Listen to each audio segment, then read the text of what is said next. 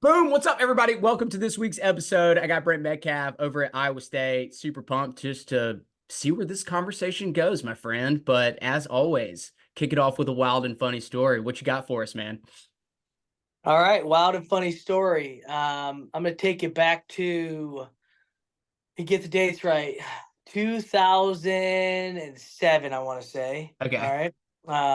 So real quick throwback of kind of my history and what I did out of high school. I went to Virginia Tech. Tom Brands was the coach there. When he got the head job at the University of Iowa, I transferred. When I transferred, um, they did not allow us to transfer, so I lost a year eligibility. Right. Okay. Um, so in 2000, when I say six, I said seven, right? 2007. So in 2007, I was ineligible to compete. So I would wrestle in like open tournaments and stuff like that, Yeah, but I yeah. couldn't wrestle attached, right? So I technically only had like 3 years of eligibility, not four, like most guys have. All right. Um, One of the best things I did though over that time was I was able to travel internationally Okay. with like the national team, and I kind of got hooked up because Tom Brands, who's the coach, Terry was the Olympic Training Center coach. So he kind of hooked me up and took me on one of the tours with the senior guys. Um, so the tour that I was signed up for, I knew nothing about. We essentially went over there and we wrestled in a tournament in Russia, and then we were then going to wrestle in a dual meet in Russia. And then it now come to find out, now that I know what's going on, we were actually going into Dagestan, Uh-huh. right? And it'd been the first time in like 20 years Americans stepped foot in Dagestan, and I got to be part of that group. Um, so to make the story quick, and what I thought was the craziest thing about it all was, so we did the tournament. The next day, we go up. There's like a restaurant that they take us to, Mm-hmm. and it's like on a border. And think of like the Mexican border is how it kind of felt like. Like the restaurant was right on the border, and they're like, "All right, we're gonna sit here at this restaurant. And we're gonna wait for them to come get us because we can't take you into Dagestan. Like they're gonna come get us." So we're sitting there, and I think they like fed us breakfast or whatever it was. And then after a while, I had to go to the bathroom. I'm like, "Hey, like where's the bathroom at?" Right? And they're like, "Well, do you have to go one or two?" And I was like, "Well, I gotta go number two." All right. He's like, "Okay." He's like, "All right, come with me." So I follow this guy, and he takes me out front, and then we go around back of the building. Okay. And then as we get around the back, he goes, "Down, stay down." And I'm like, "What?" And there's like a row of bushes. And he's like, "We have to stay down." He goes, "In the hills, the snipers." And I Oh, was like, "Are you freaking shit. kidding me, dude?" So he had me crouch down and crawl behind these bushes all the way around the backside of the restaurant where they had a hole in the ground. And then he was like, "All right, that's where you go to the bathroom." So I'm like fresh out of high school. I mean, I had him a year into college, but I'm still like a young pup. Yeah, And yeah, here yeah. I am in this country. And they're telling me that I'm going to get sniped in the hills. And so I'm having to take a number two L back, right?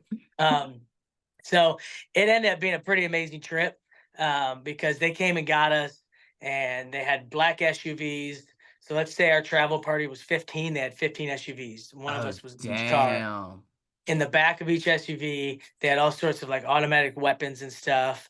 I actually have a picture of me and Henry Cejudo because he was Yeah. my age and we were on that trip together, like holding all their like weapons and stuff. It was pretty neat because they put us in the SUVs and they drove us like 120 miles an hour down the middle of the road. The military had like blocked off the entire road the whole way for like 2 hours straight. We were just Dang. cruising. It was like, so that happened, and then we get in these cars, and they got all these guns, um, and we're just flying down the road. And I just remember, and you're by yourself in the thing. You're like, "This is great. Like, what did we get ourselves into?" And it was just they were the safety precaution. They were just Yeah. trying to Yeah. us. Um, so yeah, we ended up going on and wrestling through me. Nothing bad ended up happening, but when you said tell a crazy story, that was like my first Initial. introduction to international wrestling was that. And that was back in the day. You got to remember too that there weren't cell phones, and there wasn't really Wi-Fi Yeah. or anything like that. So I remember at the hotel, like before, I wanted to let my parents know that I was okay, and they had like the old Mac computer that was a green Uh-huh. screen, Uh-huh. and they're like, "Would you like to communicate to your family?" And I said yes. And then they're like, "All right, type your message." And so I typed it, and then I was like, "Okay." And they're like, "Okay, it's good." I'm like, but is it? Like, I don't even know. Yeah. Like, I don't even know. Did it go? Did it not go? So back then it was pretty normal, but looking back, it's kind of like, geez, I was gone for however long, felt like over a week, and Yeah. it's no communication. You're just kind of winging it, and you're. So it was probably one of the best experiences, and probably something that prepared me best to come back to the United States, obviously the next year, and then go win a national title, was because of that experience and because of the high caliber guys I wrestled with. And I didn't beat many of them, but I was like really close and I was right there, and it Yeah. really helped my confidence. Like, man, like that guy was a 2-time world champ, and I was like this close to beating him. Like, you're Hmm. telling me I can't come back to the United States and beat a college kid? So Yeah. I don't know. As far as mindset goes, and it was something really big for me. So that's my Yeah. story. That's first of all, it's batshit crazy. Let's be real. Yeah. Yeah. There's a lot more to it too. I mean, Yeah, it's one of I'm them deals where sure. there's so many things that happen. It's just like, So what about too is like because the first thing I think of is like it's almost nice to be like 18, 19 and almost a little bit naive to the world versus if yeah, you're like 35, you're like, what the fuck is going on? Like I need to get out of yeah, here. yeah, Um, and so I'm curious is obviously you touched on like how it affected you like coming back and like competing wrestling, but like what about yeah, like culturally, like worldview and like I feel like that's got to be an eye-opening experience. I think for me, it's like I just went and visited Belize one time and down there and just like seeing the people and the culture and everything. And I was like, damn, I take a lot of things for like for granted, i.e., like yeah, walking to the bathroom down a hall. That's normal versus army crawling to take a dump in the woods yeah, without getting. So I'm just kind of curious of like your worldly perspective too, because I mean, not a lot of people get to experience that.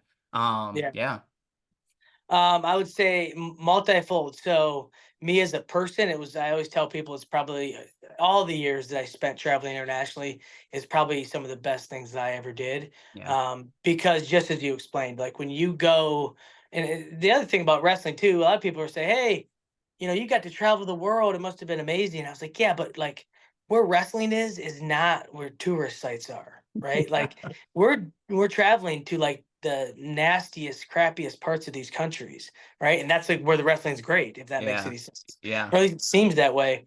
All the different places we've been to, there's been some like pretty buildings and things, but then like you're in a wrestling room, you're off in the countryside training in their army barracks. You know what I mean? yeah, But yeah, traveling to all these countries, it certainly gives you a perspective.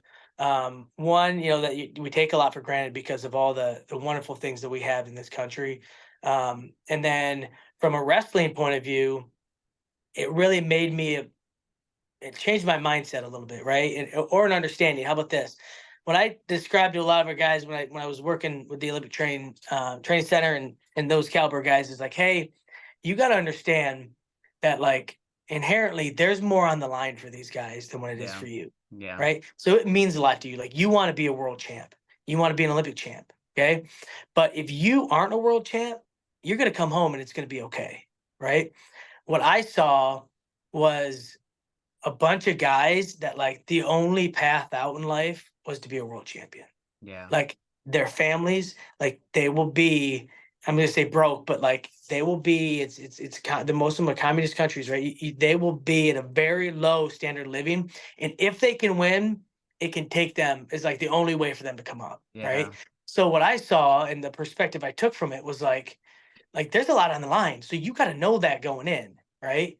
That like you train with these guys and they pretend to be lazy and they do their games and stuff, but at the end of the day, like they want to win for their livelihood, and that yeah, is like deep and it's powerful, right? Does that make yeah. sense? No, 100%. um so as a competitor, that's one thing that I took was like, hey man, like know that the stakes are super high for this guy, so you better creatively make them super high for you, Yeah, so that you can match it, right? Because ultimately we don't have that on the line. Like yeah, we're all of us from the United States are going to be just fine, win, lose, or draw, when we come home, right? So I don't know, that's one of the main things that I took out of it yeah, was like really what's at stake for a lot of those guys.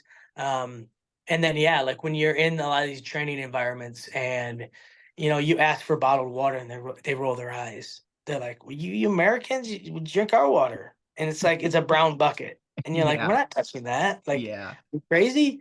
Um, and just everything from they're sanitary. Like everything is just it's different, and it was good. Like you said, as a young kid, it was really good for me to go into and see it and like be forced to live it to an Yeah. extent, Yeah. and figure it out. And then their food, right? Like there's no room for being picky. Either you eat what they give you or you don't eat. Yeah. So I love it.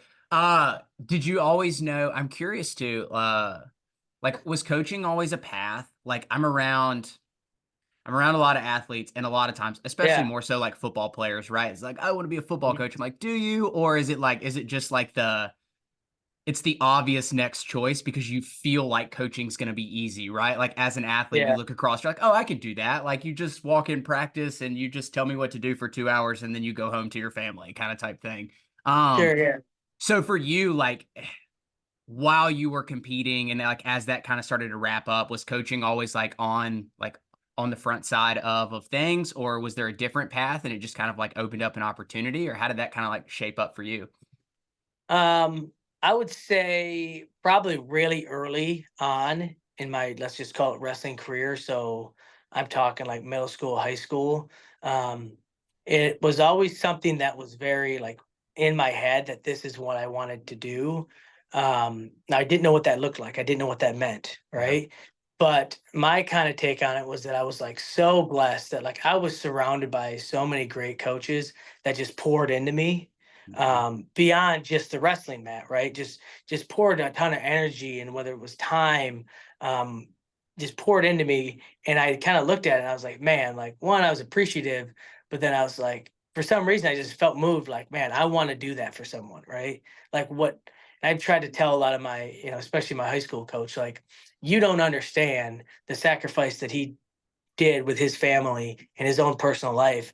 Like you don't understand the impact that that had on me. Hmm. So I remember early on realizing this and being like, man, that would feel special or something that I would enjoy doing. Like being able to impact someone enough, regardless of whether it meant that they won wrestling matches, that it changed them as a person. Like that was something that kind of moved me, if that makes sense, right? Yeah. Um, and then as you kind of grow up and you get into it, um, it kind of, I'm not gonna say it wavered, but you're kind of learning about what that really means, right? Hmm. So what that Hmm. really means is my high school coach did that purely out of his heart Hmm. because they don't make any money, Right. right? Right. Um, I looked at even my college coaches and it was better, but it was still like, man, the amount of hours and the time and the energy that they're pouring into me, like, and then I don't know if it's a viable option, right? Right. A viable Right. option for someone with I have 4 kids, right? A giant family. Um, so I'm not gonna say I wavered, but like you're just kind of learning the landscape and learning like what does this actually mean? You know what Right. I mean? Because at the end of the day, with all that said, my family was and still is like my priority, one of the most important things to me. So I wanted to make sure that if I was gonna go into this, I was honest enough to realize like what my coach did. I don't know if I could do that. I don't know if Yeah. I could leave my family, Yeah.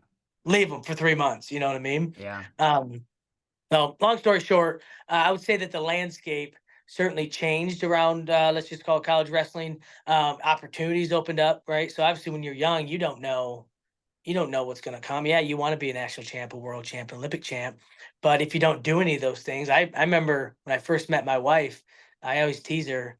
She told me she was going to be a doctor, right? So I remember thinking to myself, like, all right, well, I'm gonna be like a wrestling coach and probably broke. So this will be perfect Yeah. because if my wife is a doctor, then I don't have to worry about being broke all the time, you know what I mean? And I can still do what I love, right? So so yeah, but either way, the definitely the landscape changed a little bit, and it became a little bit more of a viable option. And two, I mean, once I got through my career, I kind of solidified like, hey, I've got some opportunities where I can go and do this if I want to. So Yeah. Yeah. I don't know if Had that answers it exactly, but that was kind of my path and kind of how it went. Like I'd say I generally thought that that's what I wanted to do. Yeah, when you're growing up, you don't know, you yeah. know. Yeah. So. How'd you and your wife meet? Um, the simplest form is we met at a bar, but the more complex form is that she ironically lived with a couple teammates, girlfriends, and so Yeah, we all yeah. connected one night. And it was honestly when I got to Iowa. Let's say I got to Iowa. in September, and I met my wife October 10th. So I was like just Nice. getting to know the lay of the land and just getting to know people. And she was one of the first people that I met, and we kind of started dating. So we dated all through college, the 4 years that I was there, and then we got married right after I graduated. So Nice, nice, nice. Did you always want I mean, I would consider four a pretty large family. yeah, it's pretty big. Um, I I grew. got one and I feel like that's a lot. Yeah. Ironically, so she told me she was going to be a doctor, and she wasn't a doctor. Um, but she did when we met. She said she wanted 4 kids, and I was like, "Pop, we ain't having four Good boy. kids." She did get that one through. So I love it. now I grew up with three, so that was Yeah. my natural number. I was like, "Yeah, three's good." How I grew up was good. So, but yeah, we ended up with four. So, Yeah. but no Yeah. moms. It's over. No more. I know it's that's what my wife after one is just like she was just like "Ah, like I don't think so." And then what she turns two literally next week and she's like, Yeah. "Well," I'm like, "Whoa, how quick we Yeah. forget. How quick we What forget, happens eh?" is, yeah, you get out of the woods a little bit, and it starts. Yeah, life starts getting back to normal again, and you're like, "Well, I can do this." Yeah, you start getting cocky. Yeah, it's all Uh, good till your hands are outnumbered. You know what I mean? yeah, Uh, yeah. What's the age range? Like what's oldest to youngest? let's see. I've got an 11. So I got three boys. I have an 11-year-old, and then they're all in the middle of changing ages right now. And then one that's going to be 9, and then one that's 7, and then little Georgia, my daughter, is 3. So Okay. Yeah, yeah, yeah. I love yeah, it. I love it. yeah. So how So much did that like how did being a dad start to affect you as a coach? Like did it change areas? Because obviously, I mean, that's a whole different perspective. I yeah. would say like for me is prior to a kid, I was probably the most like impatient person on the planet. And like since I've Mhm. had a child, like I've like just somehow God willing learned to be patient. Yeah. I don't know how. So I'm curious of like how that like affected you personally too.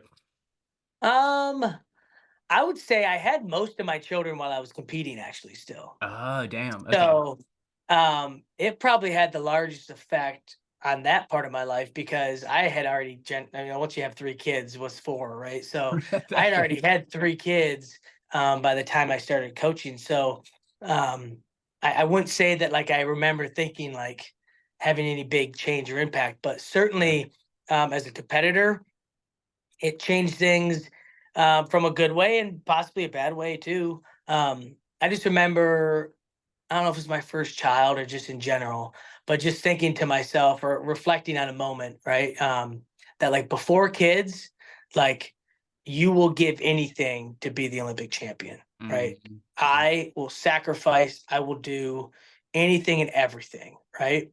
And then I remember having a child and thinking to myself, I will give anything and everything for this thing's well-being, and I will give up, right? So if you challenge me, and I'm a bit of a deep thinker, like the health of this child or your gold medal, it's an easy question. It's not even a question, right? Yeah. It's like Yeah. I don't even care. Like Yeah. let it be gone. Like it doesn't Yeah. matter to me. So it changed my perspective that way.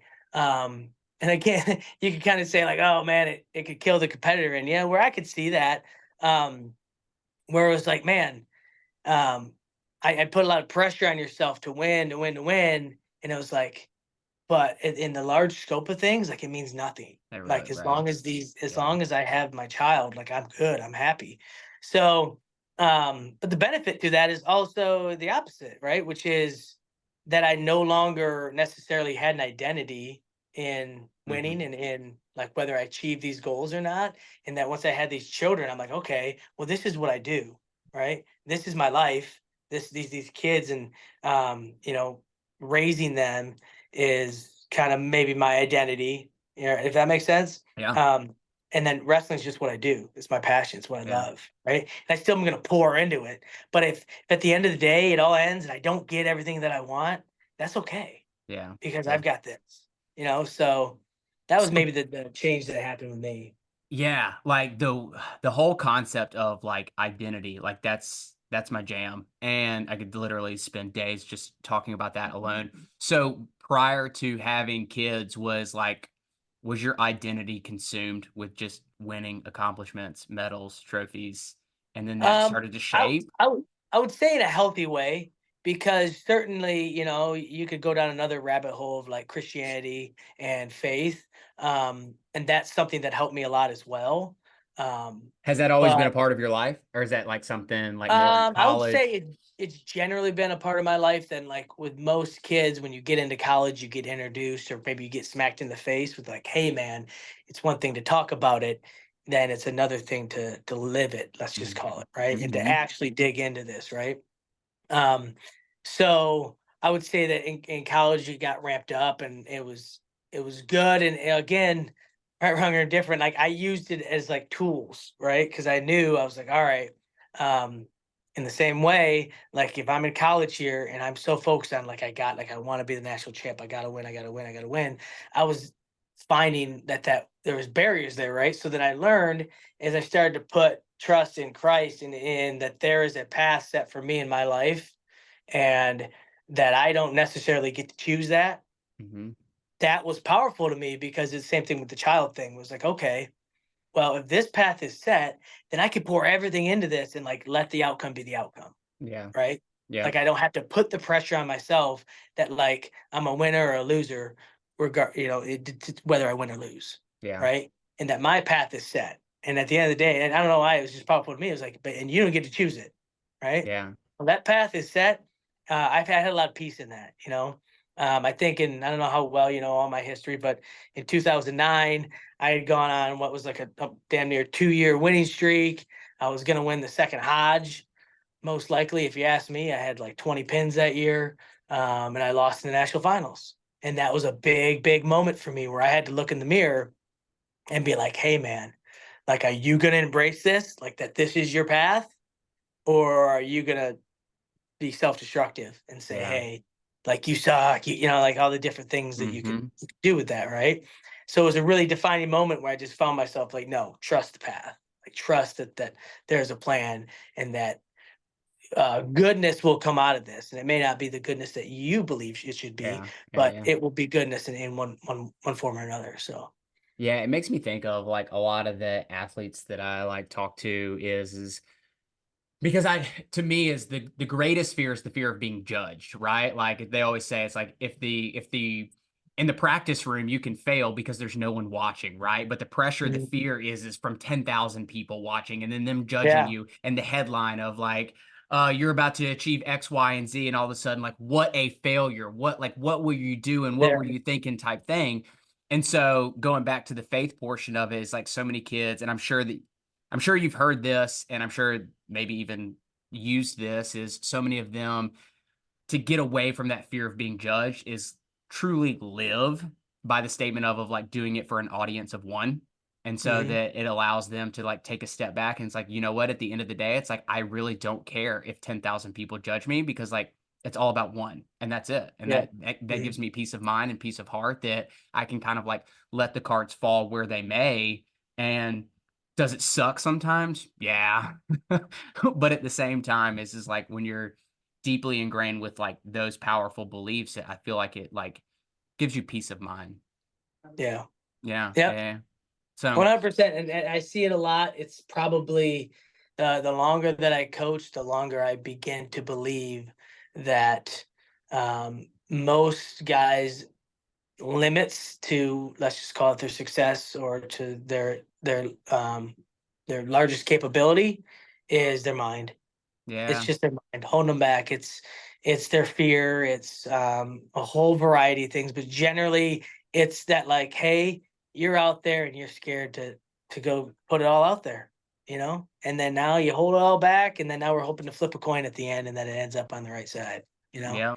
So I spend a lot of time talking with the guys. I spend a lot of time different angles, right? Like some guys can go into the faith thing. Some guys you could just tell it's not their jam. Yeah. Um, I've tried so many different ways to manipulate their thinking so that they can go into a match and just like feel free, because they can wrestle. We got some guys that can wrestle, right? Totally. Um, I don't know. My view was always, and what worked for me with this was like, when you go into the match, like if I go in and if I make a bunch of mistakes and I'm down 5-0, 6-0, pick a number, I got like 5, 6 more minutes to fix it. Yeah. Right. But if I do nothing until the last minute and I make a mistake, I got 30 seconds to try to fix it. Right. Right? Yeah. So I was very much, and again, this is my upbringing. It's so hard to, you can't snap your fingers and just say, hey, Yeah. man, Yeah. think like this. Think like this. Is that easy? No. Stop being so Um, nervous, bro. yeah.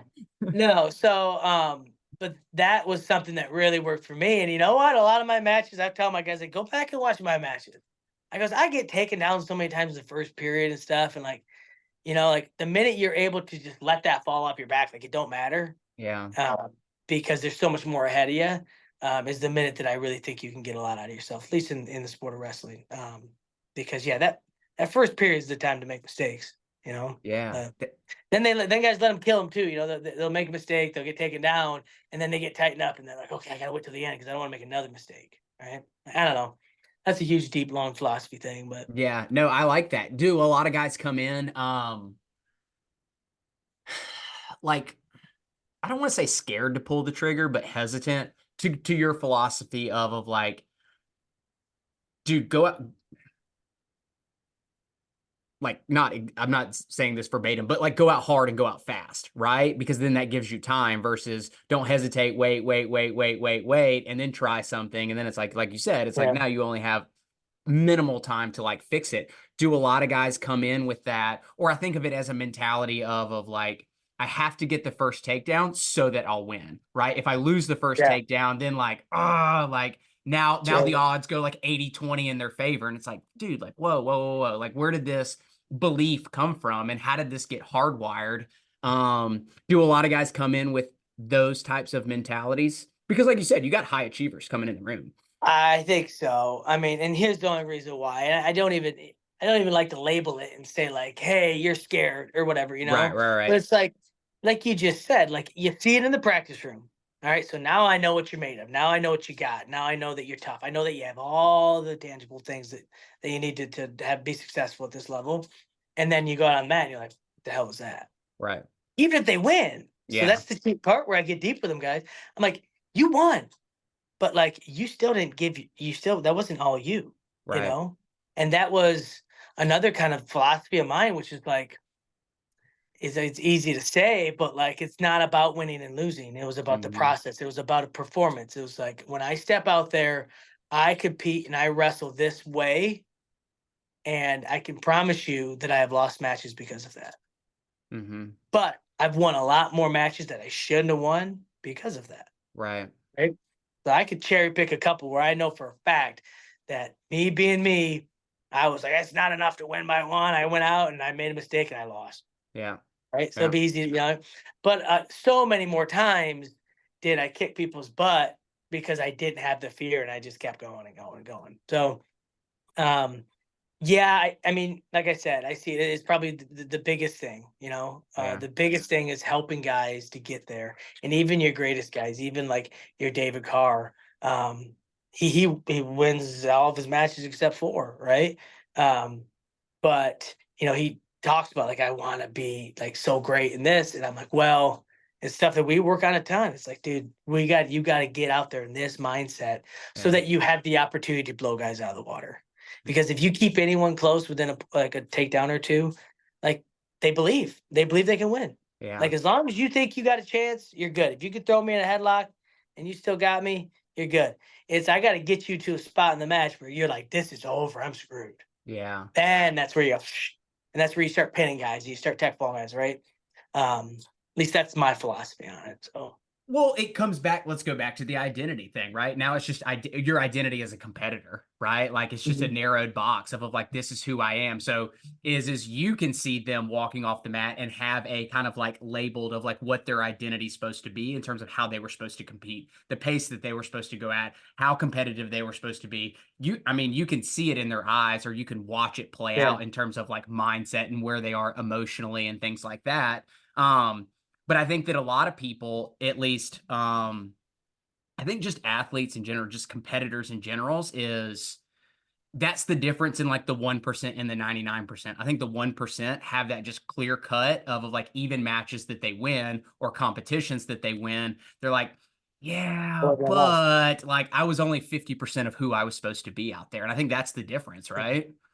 Yeah, yeah, I really believe that. And at the end of the day, too, um, I challenge myself to like, how much can you change? So as a coach here, I'm always trying to tweak. Like, okay, come at this guy this way because no one's the same. So I'm always Right. trying to each guy you're treating them a little bit differently and approaching different angles to see what connects with them.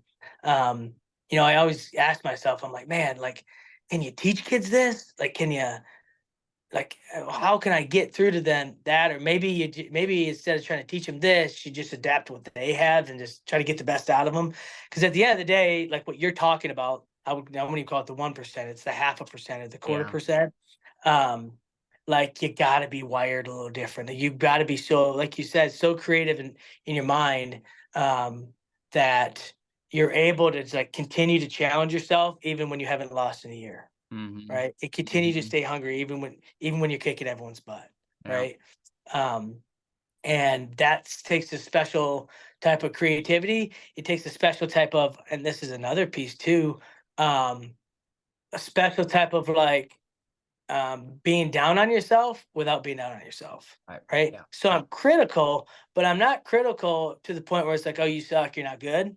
It's like, no, you're awesome, you're Yeah. amazing, you're on you're unstoppable. No one can beat you. You're unbeatable. But let's fix this. Let's Yeah. do this. Let's go another notch. And I think guys also suffer with that too, where I think that they beat themselves up a lot more. And I think a lot of it comes from that. And you said it a little bit. It's like, well, if I don't win, then I suck. And I've heard it a number of different athletes where they're like, well, this guy, he was ranked 20th in the country. I can't beat him. I suck. I'm Yeah. like, but we just said all your problems right there. You're Yeah. looking at rankings Yeah. and, Right.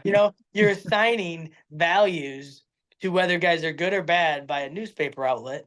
And then you're assigning yourself a value off of that, you know, like we got to get past all that, dude. Yeah. Like, Yeah.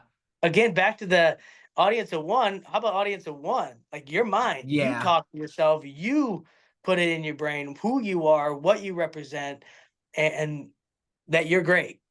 And if you can't tell yourself you're great, I don't know what coach can tell you. you Yeah, know? yeah, no, I think and that's the first mentor I ever had, and it took me way too long to like figure this out. Is basically, I mean, she got to the root of everything, and then she's like, Ryan, I'll give you the secret. She was like 99% of root causes of everything, and she's like, you just don't feel like you're valuable enough. You don't feel like you're worthy enough. So it could be making a certain amount of money, getting in a certain relationship, getting a certain job, having an interview or a conversation with somebody. It's like people, that's energy, right? People feel that. People can get Yeah, on a call with you and just be like, man, this guy's timid. Like, I don't really want to. This is weird and awkward, right? Or you go into a job interview and it's like, why should we hire you? And the first things out of your mouth determine how you see yourself, right? How yeah, valuable, like you see yourself, and they feel that, right? And I think that to the even bigger hurdle for you potentially, and you can correct me if I'm wrong here a little bit, but now you got to do it with a team, right? Like now you got to do it with 20. Now you got to do it with 25, right? Like it's like, mhm, yes, you can cherry pick in your time in the room and like as they're passing by and come have conversations with you in your office and stuff like that.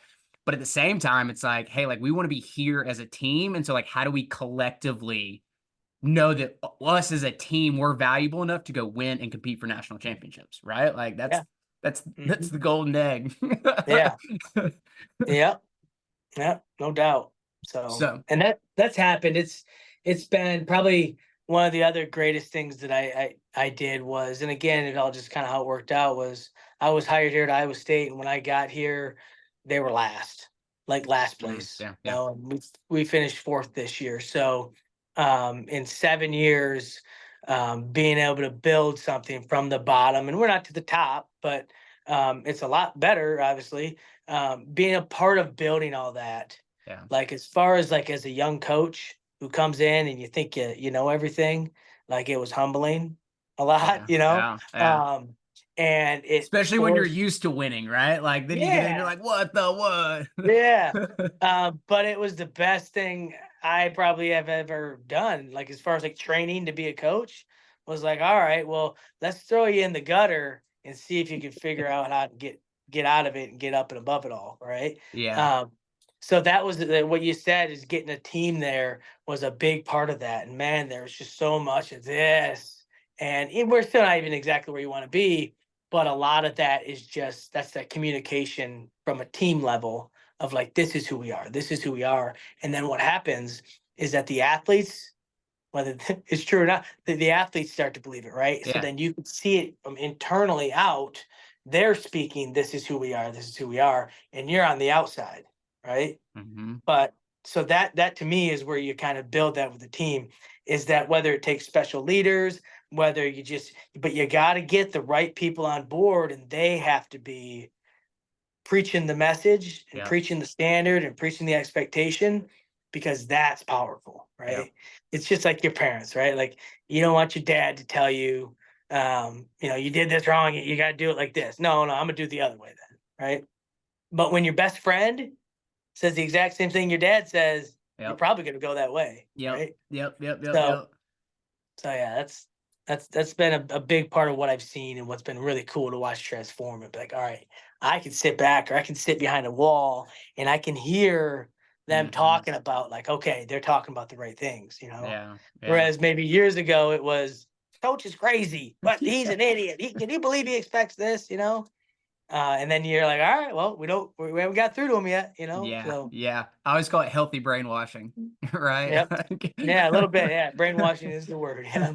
Because I think at some point, like, no, like ultimately you can't knock the domino over for them to see what they see in the mirror. But I think a lot of times is that's when powerful coaches and impactful coaches or people around you is like it starts to shed light. Like if you start to tell somebody that like you're like, dude, like, no, seriously, like you can be a three-timer, and they're like, wait, what? Right? Like they like all of a Mhm. sudden the light bulb, it's like now the wheels are spinning to where they're at least gonna start to like question it, right? Like, is that Yeah. true? Is it not true? Yeah. Right? And so I think that that's like the impact that you can have, we can have, like just people general in general, is to because naturally I think most people sell themselves short on like what they're capable of. Yeah. Especially if you're, I mean, when you're like 17, 18 years old. And then how old are you now? I am 30. I'm going on 38. 38. So yeah, I'm like in that, old. Yeah. nah, spring chicken, man. Yeah. Uh, uh, but like now that you've had life experience, right? Like, and you can shed light on a 17 and an 18-year-old. Yeah. And then ultimately is and I'm sure you can correct me if I'm wrong, but like as people come in, step one is just to build the connection with them so that they do believe you, Yeah. right? Once you get that connection, it's like, damn, he's saying some powerful things. Like I should probably think about these, right? Versus if Yeah. you have no connection, that's when they're like, he's crazy. Yeah. Yeah. No, that's a big part of it. And actually hearing you say that is kind of really opened my mind a little bit too. The idea of like, I don't know, sometimes you're talking to a guy and you're like, he's not getting this. Like, I don't even think he cares. Like, he's not absorbing any of this. But what you said, I think, was pretty powerful in that that doesn't mean you don't continue to say it, because when that switch can turn at any moment where they say, you know what, maybe I should think about what he's saying, right? Um, so no, I thought that was really good, because that is what it takes. Is at some point they got to give up, right? Mm-hmm. Quit fighting it and say, Mm-hmm. you know what, like, let me, like, I liked how you said, let me ask questions about this. And if you, and then it's good, because when they start asking questions is when you start seeing it. And we don't use the sauna, but let's say we have recovery rooms, right? And that's like the best time with guys, where you sit there, and yeah, those moments will happen where a guy will start asking me like, hey, tell me how you handled this. Tell me how did you do this? And that's when I feel walking away like, all right, like, this Yeah. guy, he's getting it now. So I think that's a good way of looking at it. I think too is from a coach's perspective. I always say it's like getting athletes to understand, right? Like curiosity is king, right? Like I call it being obnoxiously curious, right? And it's like you have so many answers at your fingertips, you just don't know. And what I mean at their fingertips, i.e. you guys, right? Like Yeah. it could be peers too, right? It could be other teammates that may have experienced something. And it doesn't even just have to be wrestling related, right? It's like maybe they're going through their first heartache, right? Like they got in Yeah. their first, Yeah. it's like, Yeah. but being curious enough to be like, okay, like how did you manage? How do you get through this? It's like, what's Tony Robbins say? Like you turn decades into years, right? You turn decades into weeks and months by just asking all the questions. And I think Yeah. that from your perspective is it's the most exciting piece because now it shows that they care a little bit, right? Yeah. Once they start breaking down those questions, it's like, all right, dude, we're rolling now. Yeah. Yeah. um, what do you feel like is like, do you feel like there's one big emotional hurdle that like most like of either your wrestlers or just like wrestlers in general or just athletes? I always think of it's like whenever I've gone into a room and I've asked kind of this question of like, what's the number one emotion you feel every day? I'd say 99% of the time is like it's stress, worry, anxiety, overwhelmed.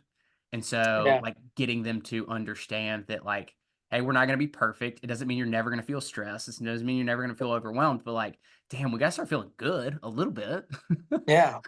So I'm curious of like just your interactions so far of like, is there a big like emotional hurdle you feel like you got to get over with a lot of the guys? You know what? I think that there probably is, but these kids don't like to talk about it. Yeah. You know what I mean? I think that moments happen. And sometimes it's crazy to say because as much time as you spend with them, you hear something, or maybe they finally break loose and tell you something, um, that it's like, dude, we you've been in this program for a year and a half, and you're just now telling me all this. Yeah. You're just Yeah. now telling me that you had this going on in your life, or you're Yeah. just now telling me that you think this way about yourself. Um, so I think most of them probably have something going on. Yeah. Yeah. Um, it does. It just seems like, and that's So I'm in a different role, and I try to the best I can take advantage of this role, and then I'm the assistant coach, right? So for sure, you've got the head coach who it seems like it's like God. he's like dad. Yeah, we can't tell dad Yeah. anything, right? So I try to play that line, let's call it, between like coach and friendship, Mm-hmm. right? And Mm-hmm. there needs to be hard lines, right? And Yeah. especially with our head coach, there needs to be hard lines, right? Totally. Um, so I try to play that line back and forth, so that I can get sometimes those guys to open up and learn some of that deep stuff. Because yeah, there'll be times when I'm like, man, I've been talking to you about this for a year, and it's like, had you told me that a year ago, we would have talked about this totally differently. Like I don't like. Of course, what I was saying was hitting a brick wall. You know, um, so yeah, there's definitely an emotional growth, and I don't know if that's like getting comfortable with them. I think that it just seems like it's even like with my own children. You know what I mean? Like it That was seems going to be like my next question too. talking Yeah. about feelings isn't cool. You know what I mean? And I'm not saying that I was I that I'm not saying that I did it myself. Um, but everyone's different. It takes the crazy people to be in that lead, half percent like we talked about. And again, you always look through your own eyes. And I was just always so darn positive. You know what I mean? Like I got hit with a lot of stuff early in my career.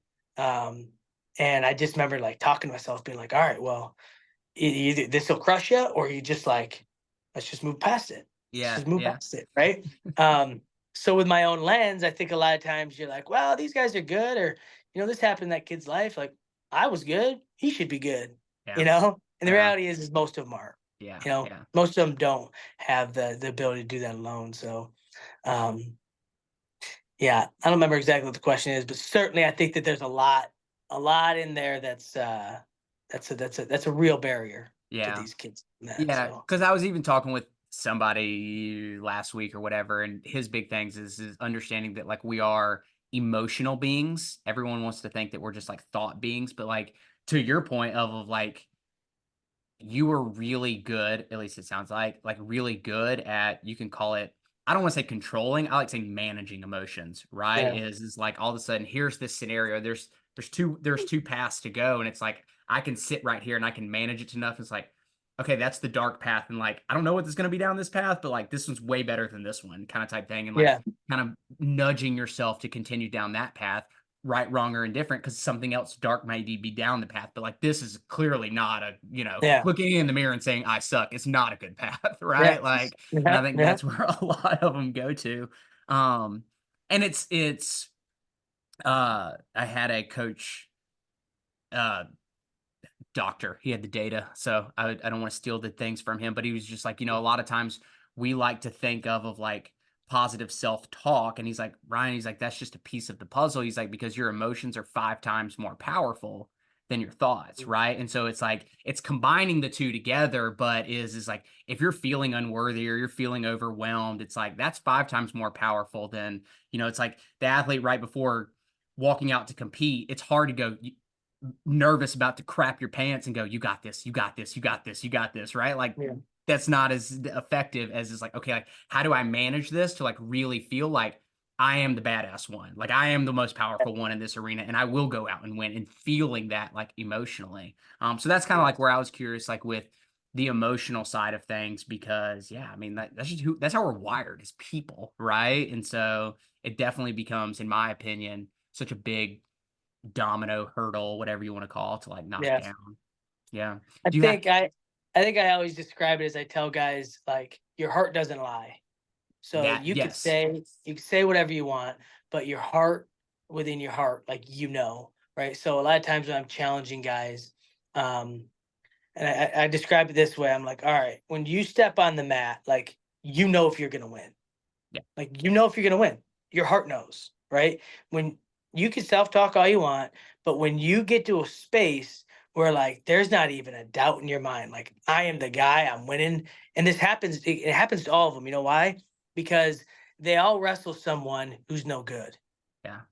right? And when they wrestle those guys, they go kick their butt, Yeah. right? And I tell them, I goes, your heart knew when you stepped down that line that there was no this guy's horrible. I'm gonna kill him. And you know what? You wrestled like a rock star. Yeah. Okay.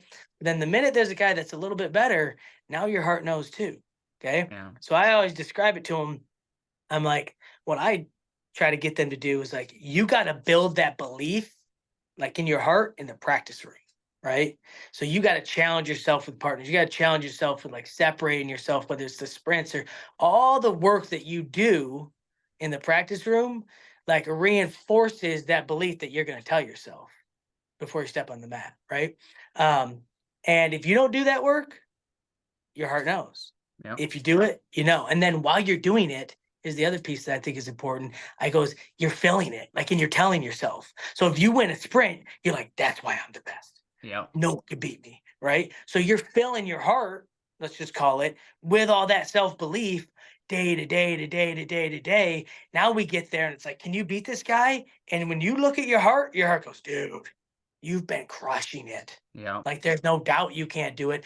And whether it's a name, it's really easy to pick a name. Like I used to always just like pick a person I was chasing after, right? So internationally, it was different Russian wrestlers, or within the country, it was different guys that maybe had beat me in the past or I knew were ranked higher than me.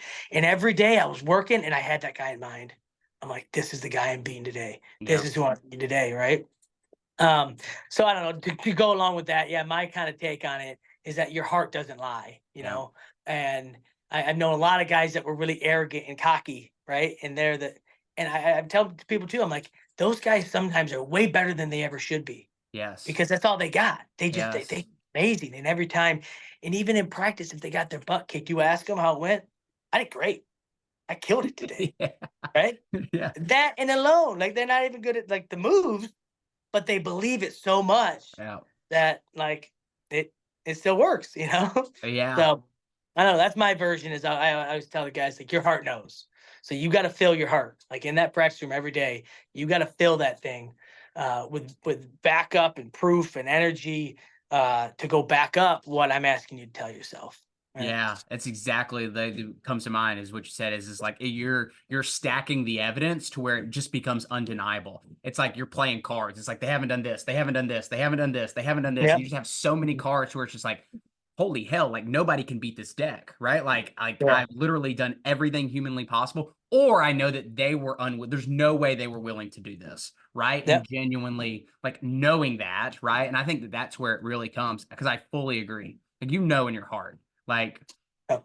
yeah. I love that. Do you have to balance? Are your kids in sports? Yes, I've got my oldest, he's doing baseball right now. My middle son, he does like everything, Yeah, like every single thing. He started wrestling a little bit. And then my little one, he does like soccer. I mean, he's still pretty young, so he's just yeah, kind of dabbling. But yeah, I haven't had a huge, my oldest, I think it's been fun again from a different. I think it helps being a coach because I see well, maybe it hurts, but see so many different personalities. You know what I mean? So I'm always kind of tweaking, right? So I've come to realize as a father and as a coach, it's like I can't treat and expect the same out of like my oldest son and my middle son, yeah. right? Because I could my guess is like he wants to be a part of the team. He wants to have fun, Hmm. and like that's what's important to him. And I can read that out of what he's telling me and what I see he likes doing. You know what I'm saying? So for instance, he's really, really smart. So if you asked him like, hey, show me a wrestling move, he could show you them all. Yeah. Right. But he won't wrestle. Won't do it. Right. And again, as deep as I am, I don't know if you figured it out, I'm a pretty deep Yeah, guy, yeah. right? As deep as I am, I'm like, because he doesn't want to lay it on the line, Hmm. right? He would rather be on the team and does he want to win? Yeah, but like he doesn't want it being him, Yeah. right? Because that's Yeah. hard, right? It's hard to Yeah. swallow. So I get challenged as a father, like, okay, do I am I doing him a justice by allowing him to do that? Do I try to force him out of his comfort zone and make him do the wrestling so that he gets to experience it because I know it's going to help him later in life? Yeah. Or do I accept like, hey, that's who he is, and maybe he's not going to be that guy, and that's Yeah. okay. It's okay not to be that guy. Whereas, yeah, my middle son is more like the greatest example I could think is I think my mom asked him like, "Hey, your dad was good at wrestling," and he's like, "Yeah, sure. Like, I'll be better." You know. Yeah. So Yeah. he's more like put me on the line. Like I want to show you how great I am. Yeah. Yeah. So that's been kind of fun to manage and to kind of see. I mean, they're still pretty young to see kind of how it shakes out. Um, but yeah, Is your that's is your wife competitive? um I wouldn't say crazy. Crazy. Yeah. Yeah. She dabbled in some sports and she did like high school like dance team and stuff Yeah. and like, Yeah. Yeah. stuff like that. So um Well, I don't but know if y'all are going to war every night in the household of just like sheer competitors. no, we're going to war, but it's because it's a bunch of boys and it's Yeah. just so that's obviously that's the other thing that's awesome. I mean, it's crazy because there's blood, sweat, tears, holes, everything all over the house, but that breeds competition. Yeah. Whether it doesn't matter whether it's who's gonna touch the iPad or whether it's you got my toy, you know what I mean? Like it's just constantly going in the house. So, as a parent, you're like pulling your hair out, but as a dad, you're like, this is awesome. Like, this is great. you know? Do you ever have to be like I think about sometimes too, do you have to be mindful of not wearing your coach hat in your relationship? Oh yeah. Yeah, that's a whole another twist and The turn, but whole that's rabbit hole, because I know for yeah, me personally, sometimes it's like I got in trouble a lot like early on, and I yeah, was like, okay, like Ryan, I'm not one of your athletes. I'm like, okay, all right, I hear now. yeah. That's actually a really great question because I think that that's probably something that men and women struggle with quite a bit, right? So I'm coming to learn, right, is that like men and probably coaches are solvers, right? Yeah, So if you come to me with a problem, I'm going to solve it now. Boom, right? But they don't want it solved. They just want to talk about they it want to and listen. they want to get off the chest. Yeah. So when you say that, like, do you have to take your coaching hat off? I don't even think of it like my coaching hat. I think of it like my me hat. Like, if I Yeah, got a problem, let's talk to it. All right, let's figure out the solution. And comes to find out that we're not really looking for a solution. We just want to get it off our chest, talk about it, say how we feel, and move on. So that's interesting you say that. So that's kind of how I answer that one. Yeah, yeah, That yeah. solve less problems. I don't J- know. It Just doesn't seem listen. better. It seems Yeah, worse to me. We're not yeah. solving any problems. We're just letting them lie. Oh, well, I even think of too, you talk about, I think people in general don't like to be told what to do because then now we got like our guard up of Yeah. like I'll figure it out. And so one of the examples I always give is when I had a sports performance facilities like early on, and I was like, I'm a big avid like reader, especially like personal development and just stuff like that. And so I like want young athletes, right? Middle school, high school. I'm like, dude, like there's some really easy books out there. It's like go ahead and just start like feeding your mind that stuff. And it was like pulling teeth, right? Like they had no desire to like sit down and like read a book. And what I learned is it took me a long time is and sometimes I would just like literally like grab one. If I saw like an athlete like drive up and park, it's like I would just grab a book and like pretend like I was reading it. And they would walk through and they'd have to see me in the office and they'd wave and they like walk along. And so I'll never forget one of the she was a college volleyball player, and her mom came up there and she was like, "Hey, like, did you tell her she needed to start reading?" I was like, "I've never said anything." She's like, "She asked me to borrow some money so she could go buy books from Barnes and Noble," and I was like, "Boom, we brainwashed her, Yeah. right?" Like, Great.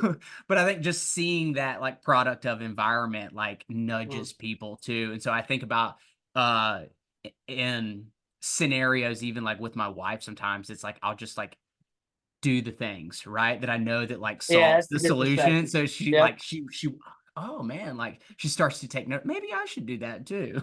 Yeah, no, that's pretty good advice. Yeah. Oh. I love it. I love it. Well, cool, man. Last question. Yep. All right. I didn't pre-frame you for this one, so you're on the spot. All right. Um, if you're in a stadium filled with 100,000 people and you could only leave them with one message, what would your message be? One message. Am I speaking? Am I wrestling? What am I doing here? Yeah, speaking. You're talking to 100,000 people in a stadium. Oh man. Um, I'm gonna go kind of hippie on it a little bit here. Um, and I think my message would be something along the lines of um, mixing it up here. I'm changing it. All right, mid path. About happiness, about being at peace in your life, about pursuing something, regardless of what it is, and pursuing it with your all and every bit of your heart and desire and work, um, and being content with the outcome because of the pursuit. Yeah. So that would be my message. I don't know how I would give that message, but I think that those are when you ask me what my message is, I think about things that are really important to me. Um, I think that it's really important to be at peace in your life. I think that through everything we've been talking here, there is a lot of chaos. There is a lot of negative thoughts. There's just so much in our life. So if we can try to get through our day and enjoy our day and get to the end of the day and not say, God, it was over, but be able to look back and be like, wow, these are all the great things that I did today. Here's what I have to look forward to tomorrow. Um, I think that a lot of people are going to be better off. And I think a really great way to achieve that um, is the pursuit of something, right? Yeah. Doesn't matter what it is. Yeah. In my case, it was wrestling. As a coach now, it like the hat, like you said, like switches, right? So when I'm in the room, it's the pursuit of like, all right, let's see where far we can get these guys today, and then I take that off and I go home and I say, all right, and I fail a lot of days, but like, how great of a father can I be today, Yeah. right? Yeah. Like, how many minutes can I put in with these kids, and can I get the baseballs out? Can we go do all this, you know? Um, and then I think at the end of the day, you can, when you do that, it gives you that ability to look back and be like, hey, this is that. Look what I accomplished today. Look what I did. So I don't Yeah. know. I love That's what I that. came up with. Yeah, Yeah. no, I love that because again, tying it back to identity, it makes me think of like the process is the journey of the person that you're creating, right? And so when you come home, it's the journey of the dad that you're creating, it's the journey of the Mhm. husband that you're creating, it's the journey of the coach that you're creating. And then in each day you can look back and be like, man, I'm really building something. I'm looking in the mirror, building something super Mhm. special here. And then Yeah. makes that cool, man. I love it, dude. I enjoyed the conversation, dude. Yeah. Hopefully it was Absolutely. a blast. And until next time, everybody. Peace. Peace.